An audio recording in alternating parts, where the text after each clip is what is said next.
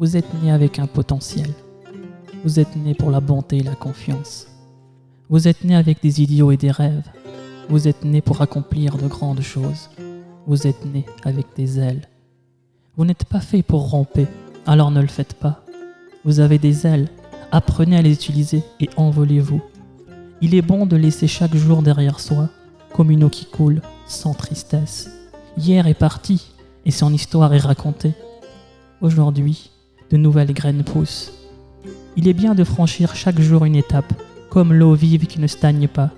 Hier s'est enfui. L'histoire d'hier, elle aussi, est passée.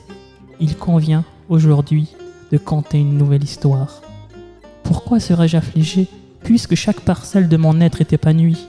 Pourquoi ne sortirais-je pas de ce puits? N'ai-je pas une corde solide? Devenez le ciel. Frappez à la hache le mur de la prison. Échappez-vous. Savez-vous ce que vous êtes? Vous êtes le manuscrit d'une lettre divine. Vous êtes le miroir reflétant un visage noble. Cet univers n'est pas en dehors de vous. Regardez à l'intérieur de vous. Tout ce que vous voulez, vous l'êtes déjà.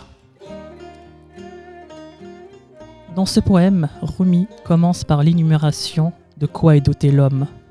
Il parle de potentiel, de bonté, de confiance, d'idéaux et de rêves pour aboutir à de grandes choses.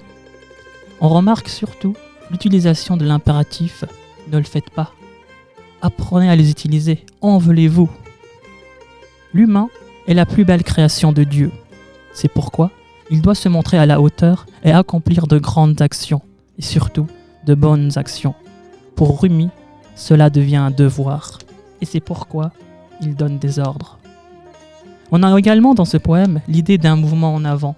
Ainsi, dans la suite du poème, Rumi conseille de laisser derrière soi tout ce qui appartient au passé et de toujours se renouveler. Il faut toujours avancer dans la vie, toujours s'améliorer, afin de ne jamais avoir des regrets. Par la suite, Rumi ordonnera d'être le ciel, c'est-à-dire de s'élever. En effet, l'homme, s'il est bien préparé, peut s'élever spirituellement, et ainsi ne pas rester prisonnier de son corps matériel. La suite et la fin du poème rappellent l'importance de l'homme en disant qu'il est la production de Dieu, qu'il est le miroir qui le reflète. Puisque Dieu est parfait, sa création l'est aussi automatiquement, et puisque l'homme est parfait, il doit toujours chercher la perfection.